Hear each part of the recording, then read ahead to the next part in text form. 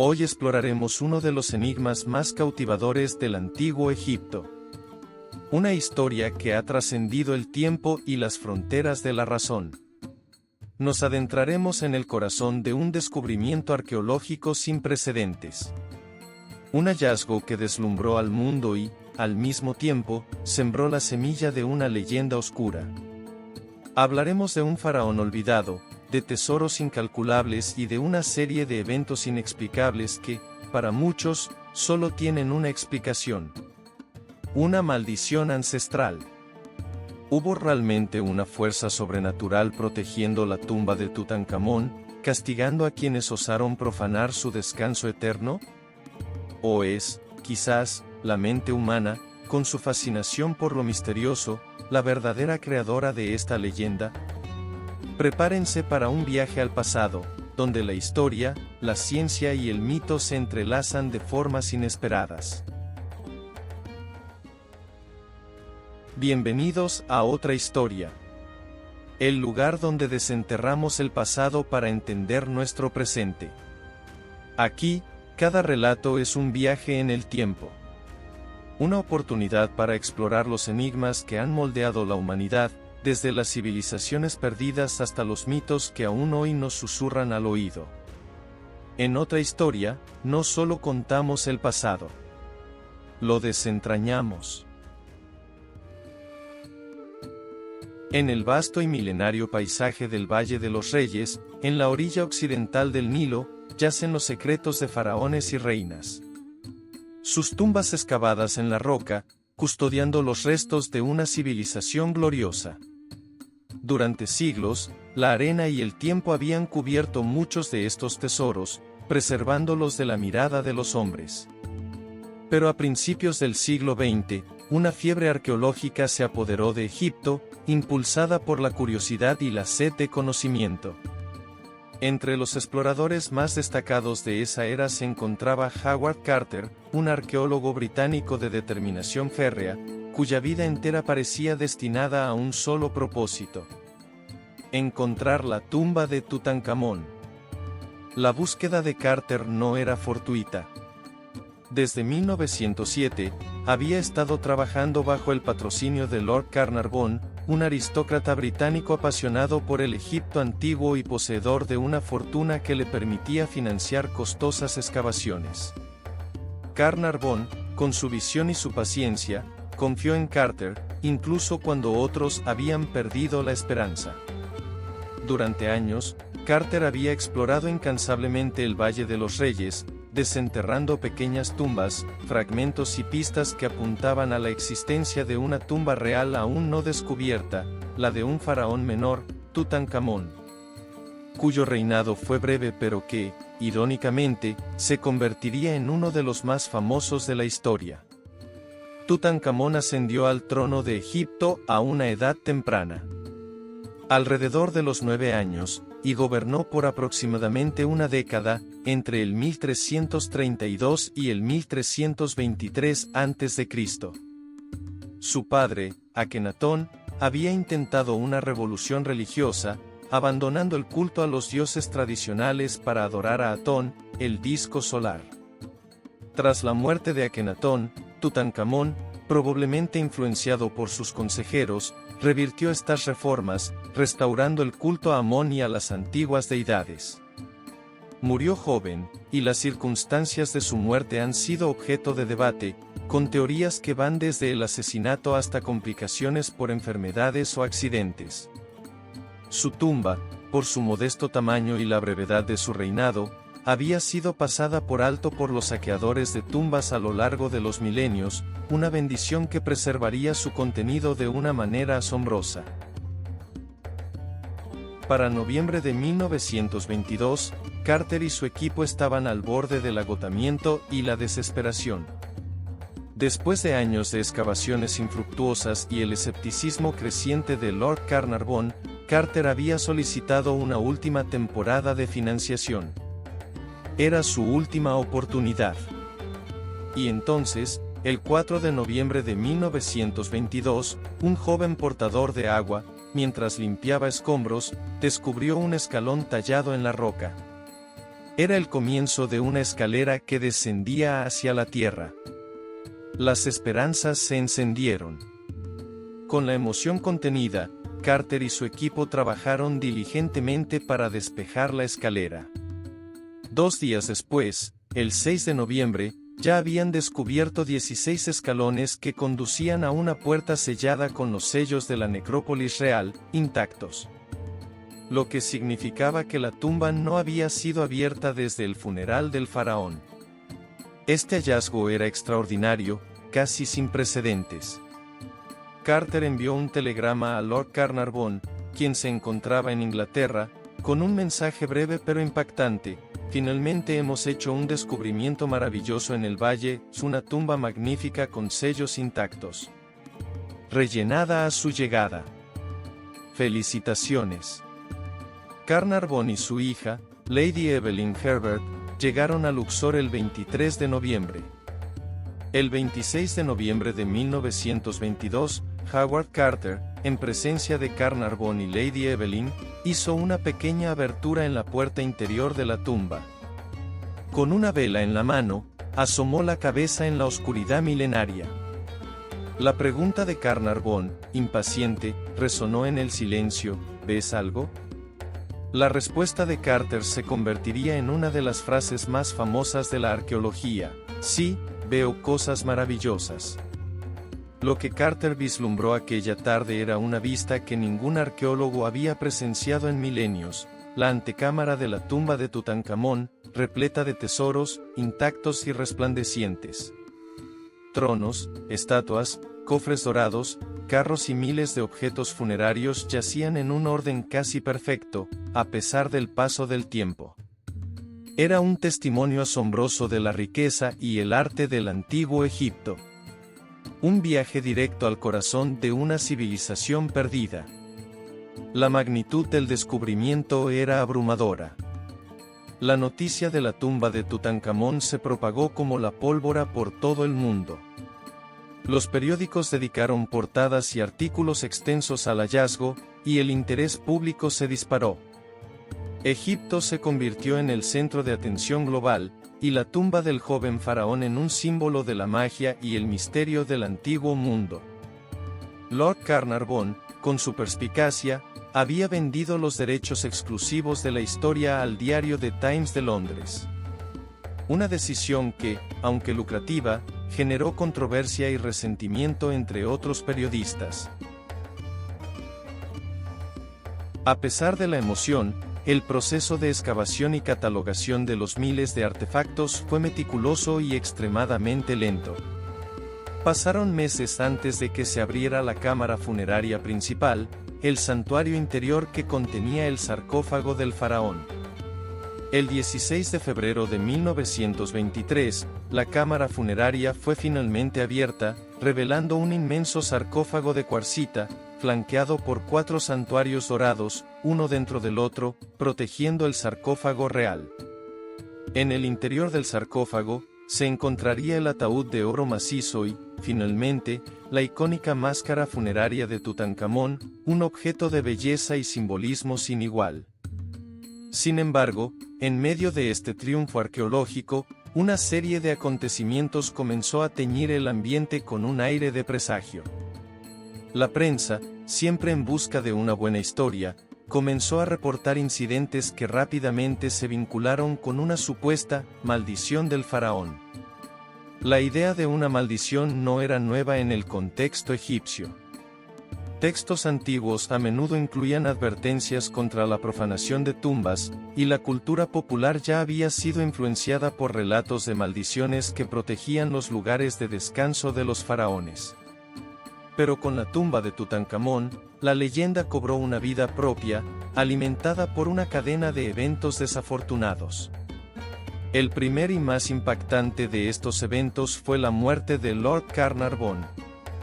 El 5 de abril de 1923, menos de 5 meses después de la apertura de la antecámara, Carnarvon falleció en El Cairo. La causa oficial de su muerte fue envenenamiento de la sangre, resultado de una infección por la picadura de un mosquito que se infectó al afeitarse. La noticia de su muerte fue sensacionalista. Se reportó que, en el momento exacto de su fallecimiento, las luces de El Cairo parpadearon misteriosamente. Incluso, se dijo que su perro en Inglaterra aulló y murió en el mismo instante. Estas historias, aunque probablemente exageradas o inventadas, alimentaron la creencia popular de que la maldición del faraón había cobrado su primera víctima. La histeria en torno a la maldición se intensificó con cada muerte o desgracia reportada entre aquellos que habían estado involucrados en el descubrimiento. George Jay Gould, un financiero estadounidense y amigo cercano de Carnarvon, visitó la tumba y murió al día siguiente de neumonía. Aubrey Herbert, el hermanastro de Lord Carnarvon, también falleció poco después, supuestamente debido a complicaciones de una operación dental. Archibald Douglas Reid, un radiólogo que examinó la momia de Tutankamón, murió de una enfermedad misteriosa poco después. Un egiptólogo que ayudó en las primeras etapas de la excavación, murió de fiebre poco después de su visita. La lista parecía crecer, y cada nuevo deceso se sumaba a la narrativa de una fuerza maligna que protegía los restos del faraón. Incluso los incidentes menores se magnificaban. Se decía que un pájaro canario de Howard Carter había sido devorado por una cobra, un animal sagrado para los faraones y un símbolo de protección real. Para la prensa, esto no era una coincidencia, sino una señal ominosa de la ira del faraón. La historia de la maldición era demasiado atractiva para ser ignorada, y los periódicos, ávidos de vender ejemplares, se aseguraron de que cada detalle, por mínimo que fuera, se convirtiera en una prueba irrefutable de su existencia. El público, fascinado por lo sobrenatural, devoraba cada artículo, y la leyenda se cimentó en el imaginario colectivo. Pero, ¿qué hay de la perspectiva crítica? ¿Es la maldición de Tutankamón más que un mito bien publicitado? La ciencia y el análisis racional ofrecen explicaciones convincentes para muchos de estos supuestos incidentes sobrenaturales. Comencemos con Lord Carnarvon. Su salud ya era frágil.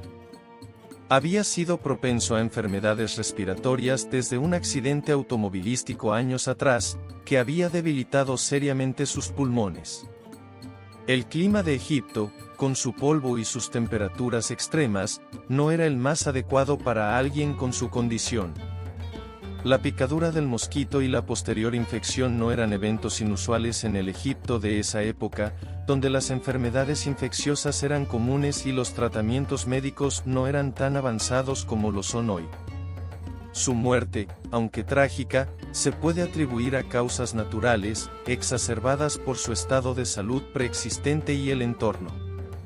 Respecto a las muertes de otros implicados, como George Jay Gould o Aubrey Herbert, es crucial recordar que muchos de los visitantes de la tumba eran personas mayores, o con afecciones médicas, que viajaban a un país con condiciones sanitarias diferentes. La neumonía o las complicaciones quirúrgicas no eran infrecuentes en la década de 1920. De hecho, si se analiza la lista completa de las personas que estuvieron presentes en la apertura de la tumba, o que la visitaron posteriormente, la gran mayoría vivió vidas largas y saludables, sin ningún incidente atribuible a una maldición.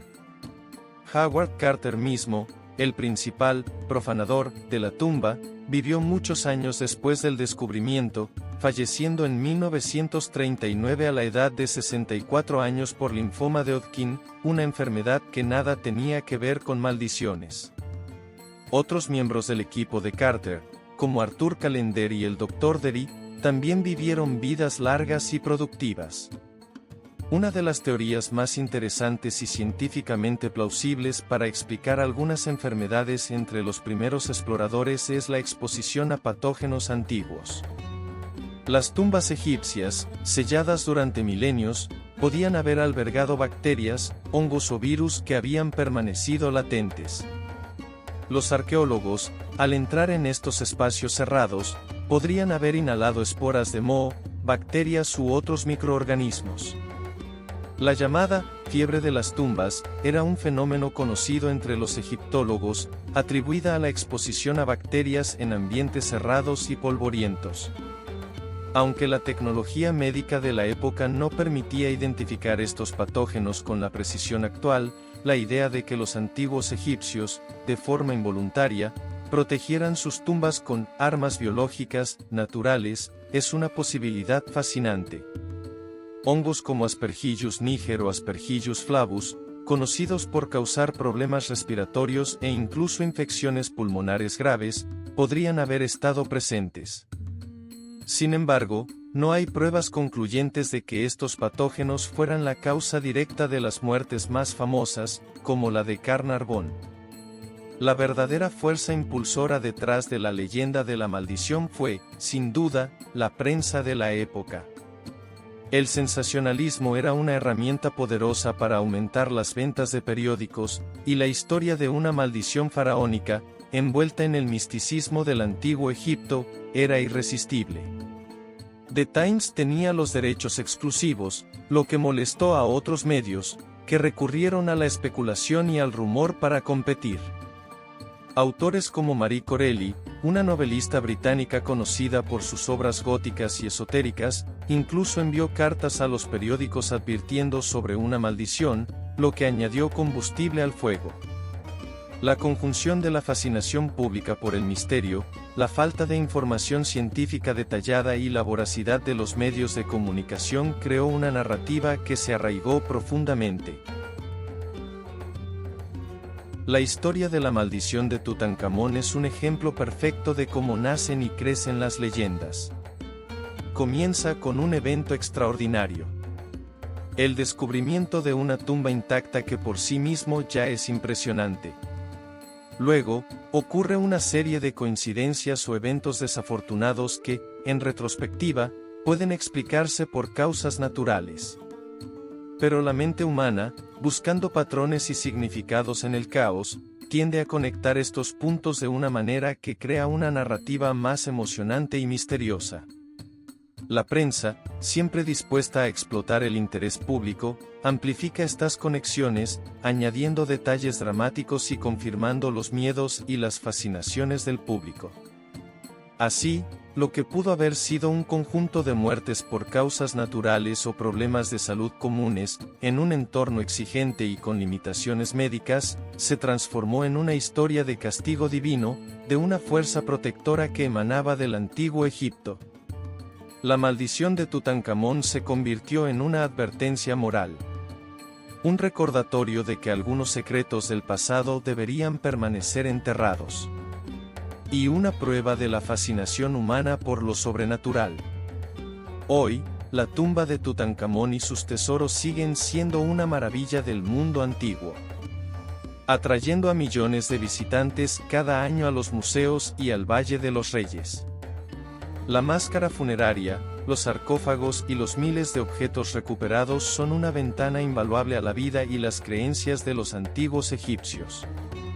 La historia de la maldición, aunque desmentida por la ciencia, persiste como un eco en la cultura popular. Una parte inseparable del legado de este faraón que, en vida, fue apenas conocido, pero cuya muerte y descubrimiento de su tumba lo hicieron inmortal.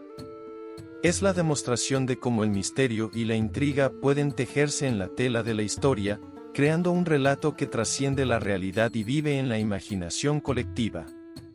Si te ha fascinado esta inmersión en los misterios del antiguo Egipto y quieres seguir desenterrando otra historia, te invitamos a unirte a nuestra comunidad.